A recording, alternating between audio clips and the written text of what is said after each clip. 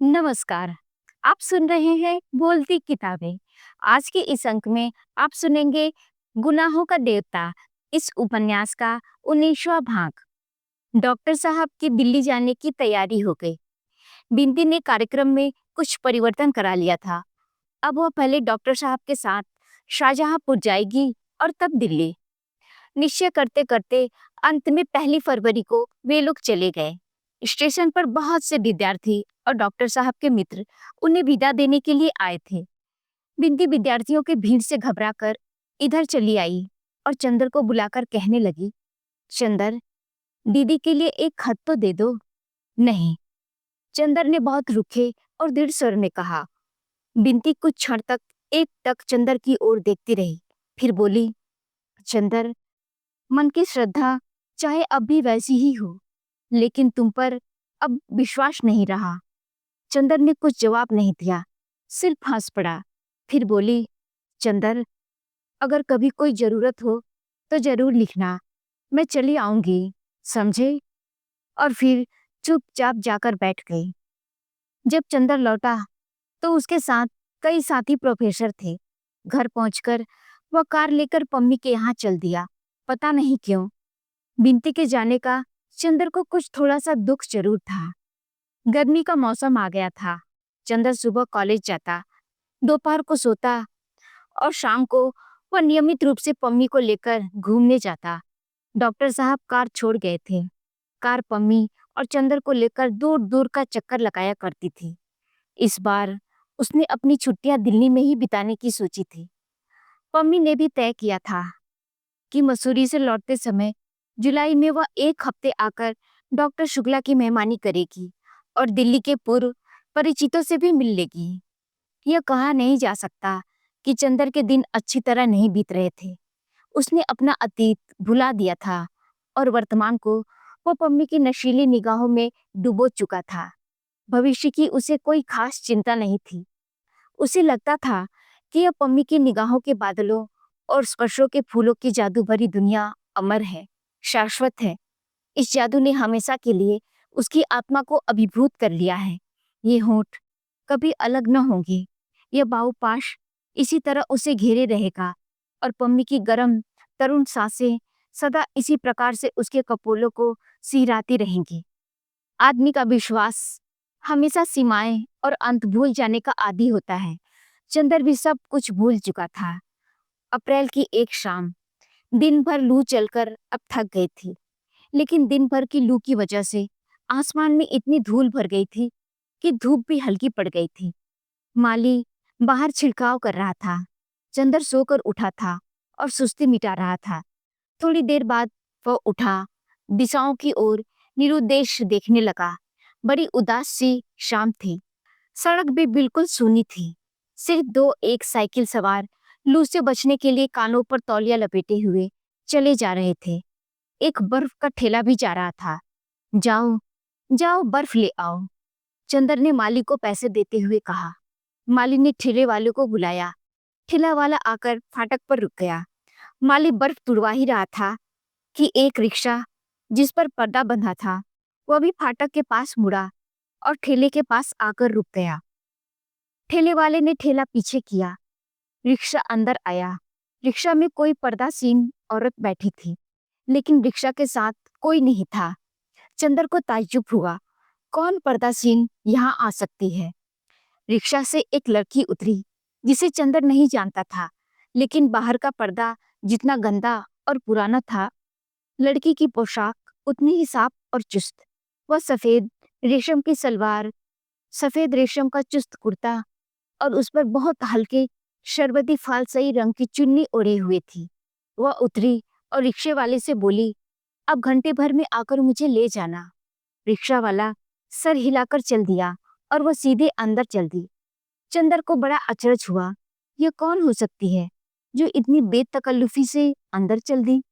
उसने सोचा, शायद शरणार्थियों के लिए चंदा मांगने वाली कोई लड़की होगी, मगर अंदर तो कोई है ही नहीं।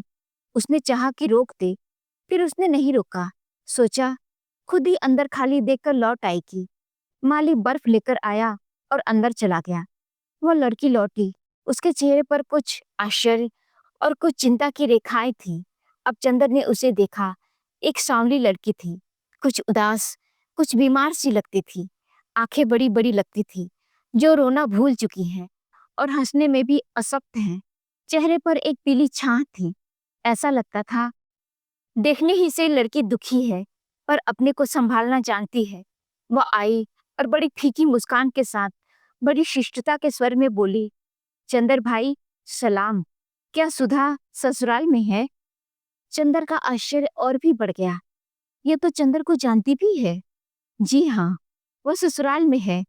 आप और बिनती कहाँ है? लड़की ने बात काट कर पूछा। बिनती दिल्ली में है। क्या उसकी भी शादी हो गई? जी नहीं, डॉक्टर साहब आजकल दिल्ली में है।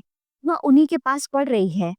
बैठ तो जाइए, चंदर ने कुर्सी खिसका कर कहा। अच्छा, तो आप यही रहते हैं अब? नौकर हो गए होंगे। जी हाँ, चंदर ने अचरज में डूब कर कहा। लेकिन आप इतनी जानकारी और परिचय की बातें कर रही हैं, मैंने आपको पहचाना नहीं। क्षमा कीजिएगा। वो लड़की हंसी, जैसे अपनी किस्मत, जिंदगी, अपने इतिहास पर हंस रही हो। आप मुझको कैसे पहचान सकते हैं? मैं जरूर आपको देख चुकी थी। मेरे आपके बीच दरअसल एक रोशनदान था। मेरा मतलब सुधा से है। ओह, मैं समझा, आप गेसु हैं। जी हाँ। और गेसु ने बहुत तमीज से अपनी चुन्नी ओढ़ ली। आप तो शादी के बाद जैसे बिल्कुल खो गई। अपनी सहेली को एक भी खत नहीं लिखा। अख्तर मियाँ मजे में हैं। आपको यह सब कैसे मालूम? बहुत आकुल होकर गेसु बोली और उसकी पीली आंखों में और भी मैलापन आ गया। मुझे सुधा से मालूम हुआ था। मैं तो उम्मीद कर रहा था कि आप हम लोगों को एक दावत जरूर देंगी, लेकिन कुछ मालूम ही नहीं हुआ। एक बार सुधा जी ने मुझे आपके यहाँ भेजा तो मालूम हुआ कि आप लोगों ने मकान ही छोड़ दिया है। जी हाँ, मैं देहरादून में थी। अम्मी जान वगैरह सभी वही थी। अभी हाल में वहाँ कुछ पनाहगीर पहुंचे। पनाहगीर? जी, पंजाब के सिख वगैरह। कुछ झगड़ा हो गया तो हम लोग चले आए। अब हम लोग यही हैं। अख्तर मियाँ कहाँ हैं? मिर्जापुर में पीतल का रोजगार कर रहे हैं और उनकी बीवी देहरादून में थी। यह सजा क्यों दी आपने उन्हें? सजा की कोई बात नहीं। गेसु का स्वर घुटता हुआ सा मालूम दे रहा था। उनकी बीवी उनके साथ है। क्या मतलब? आप तो अचरज सी बातें कर रही हैं। अगर मैं भूल नहीं करता तो आपकी शादी? जी हाँ। बड़ी ही उदास हंसी हंसकर गेसु बोली, आपसे चंदर भाई, मैं क्या छिपाऊंगी। जैसे सुधा वैसे आप। मेरी शादी उनसे नहीं हुई। अरे, गुस्ताखी माफ कीजिएगा। सुधा तो मुझसे कह रही थी कि अख्तर मुझसे मोहब्बत करते हैं। गेसु बात काट कर बोली और बड़ी गंभीर हो गई और अपनी चुन्नी के छोर में टके हुए सितारे को तोड़ते हुए बोली, मैं सचमुच नहीं समझ पाई कि उनके मन में क्या था। उनके घर वालों ने मेरे बजाय फूल को ज्यादा पसंद किया। उन्होंने फूल से ही शादी कर ली। अब अच्छी तरह निभ रही है दोनों की। फूल तो इतने अरसे में एक बार भी हम लोगों से मिलने नहीं आई। अच्छा, चंदर चुप होकर सोचने लगा, कितनी बड़ी प्रवंचना हुई इस लड़की की जिंदगी में। और कितने दबे हुए शब्दों में यह कहकर चुप हो गई। एक भी आंसू नहीं, एक भी सिसकी नहीं। संयत संयत स्वर और फीकी मुस्कान, बस। चंदर चुपचाप उठकर अंदर गया। महाराजिन आ गई थी। कुछ नाश्ता और शरबत भेजने के लिए कहकर चंदर बाहर आ गया। गेसु चुपचाप लॉन की ओर देख रही थी, शून्य निगाहों से। चंदर आकर बैठ गया और बोला, बहुत धोखा दिया आपको। छी, ऐसी बात नहीं कहते चंदर भाई। कौन जानता है कि अख्तर की मजबूरी रही हो। जिसको मैंने अपना सरताज माना, उसके लिए ऐसा ख्याल दिल में लाना भी गुनाह है। मैं इतनी गिरी हुई नहीं हूँ कि यह सोचूं कि उन्होंने धोखा दिया। गेसु दांत तले जबान दबाकर बोली। चंदर दंग रह गया। क्या गेसु अपने दिल से कह रही है? इतना अखंड विश्वास है गेसु को अख्तर पर। शरबत आ गया था। गेसु ने तकल्लुफ नहीं किया, लेकिन बोली, आप बड़े भाई हैं, पहले आप शुरू कीजिए। आपके फिर कभी अख्तर से मुलाकात नहीं हुई? चंदर ने एक घूंट पीकर कहा, हुई क्यों नहीं? कई बार वह अम्मी जान के पास आई। आपने कुछ नहीं कहा? कहते क्या? यह सब बातें कहने सुनने की होती हैं। और फिर फूल वहाँ आराम से है। अख्तर भी फूल को जान से ज्यादा प्यार से रखते हैं। यही मेरे लिए बहुत है। और अब कहकर क्या करूंगी? जब फूल से शादी तय हुई और वे राजी हो गए, तभी मैंने कुछ नहीं कहा। अब तो फूल की मांग, फूल का सुहाग मेरे लिए सुबह की अजान से ज्यादा पाक है। गेसू ने शरबत में निगाहें डुबाए हुए कहा। चंदर क्षण भर चुप रहा, फिर बोला, अब आपकी शादी अम्मी जान कब कर रही हैं? कभी नहीं। मैंने कस्त कर लिया है कि मैं शादी ता उम्र नहीं करूंगी। देहरादून के मैटरनिटी सेंटर में काम सीख रही थी। कोर्स पूरा हो गया। अब किसी अस्पताल में काम करूंगी। आप? क्यों? आपको ताज्जुब क्यों हुआ? मैंने अम्मी जान को इस बात के लिए राजी कर दिया है। मैं अपने पैरों पर खड़ी होना चाहती हूँ। चंदर ने शरबत से बर्फ निकालकर फेंकते हुए कहा, मैं आपकी जगह होता तो दूसरी शादी कर लेता और अख्तर से भरसक बदला लेता। बदला? गेसु मुस्कुराकर बोली, छी चंदर भाई, बदला, गुरेज, नफरत, इससे आदमी न कभी सुधरा है न सुधरेगा। बदला और नफरत तो अपने मन की कमजोरी को जाहिर करते हैं। और फिर बदला मैं लूं किससे? उससे, दिल की तन्हाइयों में जिसके सजदे पड़ती हूँ। यह कैसे हो सकता है? गेसु के माथे पर विश्वास का तेज दमक उठा और उसकी बीमार आंखों में धूप लहला उठी। कंचन लता सा तन जगमगाने लगा। कुछ ऐसी दृढ़ता थी उसकी आवाज में, ऐसी गहराई थी उसकी ध्वनि में कि चंदा देखता ही रह गया। वह जानता था कि गेसु के दिल में अख्तर के लिए कितना प्रेम था। वह यह भी जानता था कि गेसु अख्तर की शादी के लिए किस तरह पागल थी। वह सारा सपना ताश के महल की तरह गिर गया और परिस्थितियों ने नहीं, खुद अख्तर ने धोखा दिया। लेकिन गेसु है कि माथे पर शिकन नहीं, भौहों में बल नहीं, होठों पर शिकायत नहीं। नारी के जीवन का यह कैसा अमिट विश्वास था, यानी जिसे गेसु ने अपने प्रेम का स्वर्ण मंदिर समझा था, वह ज्वालामुखी बनकर फूट गया और उसने दर्द की पिघली आग की धारा में गेसु को डुबो देने के लिए कोशिश की। लेकिन गेसु है कि अटल चट्टान की तरह खड़ी है। चंदर के मन में कहीं कोई टीस उठी। उसके दिल के धड़कनों ने कहीं पर उससे पूछा, और चंदर तुमने क्या किया? तुम पुरुष थे। तुम्हारे सबल कंधे किसी के प्यार का बोझ क्यों नहीं ढो पाए चंदर? लेकिन चंदर ने अपने अंतःकरण की आवाज को अनसुनी करते हुए पूछा, तो आपके मन में जरा भी दर्द नहीं अख्तर को न पाने का? दर्द? गेसु की आवाज डूबने लगी। निगाहों में जर्द पखुरियों पर हल्की पानी की लहर दौड़ गई। दर्द? यह तो सिर्फ सुधा ही समझ सकती है। चंदर भाई, बचपन से वह मेरे लिए क्या थे, यह वही जानती है। मैं तो उनका सपना देखते देखते उनका सपना ही बन गई थी। लेकिन खैर, दर्द आदमी के कदमों को और ताकत न दे, आदमी के दिल को ऊंचाई न दे, तो इंसान क्या? दर्द का हाल पूछते हैं आप? कयामत के रोज तक मेरी मैयत उन्हीं का आसरा देखेगी चंदर भाई। लेकिन इसके लिए जिंदगी में तो खामोश ही रहना होगा, बंद घर में जलते हुए चिराग की तरह खुलना होगा। और अगर मैंने उनको अपना माना है तो वो मिलकर ही रहेंगे। आज न सही, कयामत के बाद सही। मोहब्बत की दुनिया में जैसे एक दिन उसके बिना कट जाता है, वैसे ही एक जिंदगी उनके बिना कट जाएगी। लेकिन उसके बाद वे मेरे होकर रहेंगे। चंदर का दिल कांप उठा। गेसु की आवाज में तारे बरस रहे थे। और आपसे क्या कहूँ चंदर भाई, क्या आपकी बात मुझसे छिपी है? मैं जानती हूँ, सब कुछ जानती हूँ। सच पूछिए तो जब से मैंने देखा कि आप कितनी खामोशी से अपनी दुनिया में आग लगते देख रहे हैं और फिर भी हंस रहे हैं, तो मैंने आपसे सबक लिया। हमें नहीं मालूम था कि हम और आप दोनों भाई बहनों की किस्मत एक सी है। चंदर के मन में जाने कितने घाव कसक उठे। उसके मन में जाने कितना दर्द उमड़ने सा लगा। जैसे उसे क्या समझ रही है मन में, और वह कहाँ पहुंच चुका है। जिसने चंदर की जिंदगी से अपने मन का दीप जलाया, वह आज देवता के चरण तक पहुंच गया।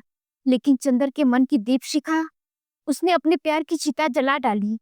चंदर के मुंह पर ग्लानि की कालिमा छा गई। गेसु चुपचाप बैठी थी। सहसा बोली, चंदर भाई, आपको याद है पिछले साल इन्हीं दिनों मैं सुधा से मिलने आई थी और हसरत आपको मेरा सलाम कहने गया था, याद है? चंदर ने बहुत भारी स्वर में कहा। इस एक साल में दुनिया कितनी बदल गई। गेसु ने एक गहरी सांस लेकर कहा, एक बार ये दिन चले जाते हैं फिर बेदर्द कभी नहीं लौटते। कभी कभी सोचती हूँ कि सुधा होती तो फिर कॉलेज जाते, क्लास में शोर मचाते, भागकर घास में लेटते, बादलों को देखते, शेर कहते और वो चंदर की और हम अब तक की बातें करते। गेसु का गला भर आया और एक आंसू चू पड़ा। सुधा और सुधा के ब्याह शादी का हाल बताइए, कैसे है उनके शौहर? चंदर के मन में आया कि वह कह दे, गेसु क्यों लज्जित करती हो, मैं वो चंदर नहीं हूँ। मैंने अपने विश्वास का मंदिर भ्रष्ट कर दिया। मैं प्रेत हूँ। मैंने सुधा के प्यार का गला घोट दिया है। लेकिन पुरुष का गर्व, पुरुष का छल उसे यह भी नहीं मालूम होने दिया कि उसका विश्वास चूर चूर हो चुका है और पिछले कितने ही महीनों से उसने सुधा को खत लिखना भी बंद कर दिया है। और उसने यह भी नहीं मालूम करने का प्रयास किया कि सुधा मरती है या जीती। घंटा भर तक दोनों सुधा के बारे में बातें करते रहे। इतने में रिक्शा वाला लौट आया। गेसु ने उसे ठहरने का इशारा किया और बोली, अच्छा जरा सुधा का पता लिख दीजिए। चंदर ने एक कागज पर पता लिख दिया। गेसु ने उठने का उपक्रम किया तो चंदर बोला, बैठिए, अभी आपसे बातें करके आज जाने कितने दिनों की बातें याद आ रही हैं। गेसु हंसी और बैठ गई। चंदर बोला, आप अभी तक कविताएं लिखती हैं? कविताएं? गेसु फिर हंसी और बोली, जिंदगी कितनी हमगीर है, कितनी पुरशोर, और इस शोर में नगमों की हकीकत कितनी। अब हड्डियां, नसें, प्रेशर पॉइंट, पट्टियां और मरहमों में दिन बीत जाता है। अच्छा चंदर भाई, सुधा अभी उतनी ही शौक है, उतनी ही शरारती है? नहीं, चंदर ने बहुत उदास स्वर में कहा। जाओ, कभी देख आओ ना। नहीं, जब तक कहीं जगह नहीं मिल जाती तब तक तो इतनी आजादी नहीं मिलेगी। अभी यही हूँ, उसी को बुलवाऊंगी और उसके पति देवता को लिखूंगी। कितना सूना लग रहा है घर, जैसे भूतों का बसेरा हूँ, जैसे परेत रहते हूँ। क्यों परेत बना रही हैं आप? मैं रहता हूँ इस घर में। चंदर बोला, अरे मेरा मतलब ये नहीं था। गेसु हंसते हुए बोली, अच्छा अब मुझे तो अम्मी जान नहीं भेजेगी। आज जाने कैसे अकेले आने की इजाजत देती। आपको किसी दिन बुलवाऊं तो आइएगा जरूर। हाँ आऊंगा गेसु, जरूर आऊंगा। चंदर ने बहुत स्नेह से कहा, अच्छा भाईजान, सलाम, नमस्ते। गेसु जाकर रिक्शा पर बैठ गई और पर्दा तन गया। रिक्शा चल दिया। चंदर एक अजीब सी निगाह से देखता रहा, जैसे अपने अतीत की कोई खोई हुई चीज ढूंढ रहा हो। फिर धीरे धीरे लौट आया। सूरज डूब गया था। वह गुसलखाना बंद कर नहाने बैठ गया। जाने कहाँ कहाँ मन भटक रहा था उसका। चंदर का मन अस्थिर था। मन का बुरा नहीं था। गेसु ने आज उसके सामने अचानक वह तस्वीर रख दी थी जिसमें वह स्वर्ग की ऊंचाइयों पर मंडराया करता था, और जाने कैसा दर्द सा उसके मन में उठ गया था। गेसु ने अपने अनजाने में ही चंदर के अविश्वास, चंदर की प्रतिहिंसा को बहुत बड़ी हार दी थी। उसने सिर पर पानी डाला तो उसे लगा यह पानी नहीं, जिंदगी की धारा है, पिघले हुए अंगारों की धारा, जिसमें पड़कर केवल वही जिंदा बच पाया है जिसके अंगों में प्यार का अमृत है। और चंदर के मन में क्या है? महज वासना का विष। वह सड़ा हुआ, गला हुआ शरीर मात्र जो केवल सन्निपात के जोर से चल रहा है। उसने अपने मन के अमृत को गले में फेंक दिया है। उसने क्या किया है? वह नहाकर आया और शीशे के सामने खड़ा होकर बाल काटने लगा। फिर शीशे को एक टक देखकर बोला, मुझे क्या देख रहे हो चंदर बाबू? मुझे तो तुमने बर्बाद कर डाला। आज कई महीने हो गए और तुमने एक चिट्ठी तक नहीं लिखी। छी! और उसने शीशा उलट कर रख दिया। महाराजिन खाना ले आई। उसने खाना खाया और सुस्त पड़ा रहा। भैया, आज घूमे न जाबो? नहीं, चंदर ने कहा और पड़ा पड़ा सोचने लगा। पम्मी के यहाँ नहीं गया। यह गेसु दूसरे कमरे में बैठी थी। इसी कमरे में बिनती उसे कैलाश का चित्र दिखा रही थी। चित्र उसके मन में घूमने लगे।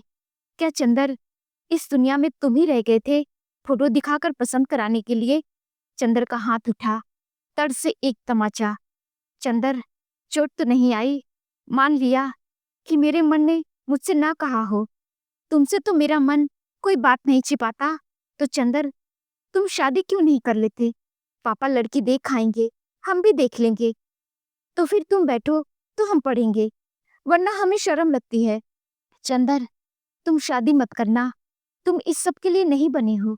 नहीं सुधा, तुम्हारे वक्ष पर सिर रखकर कितना संतोष मिलता है।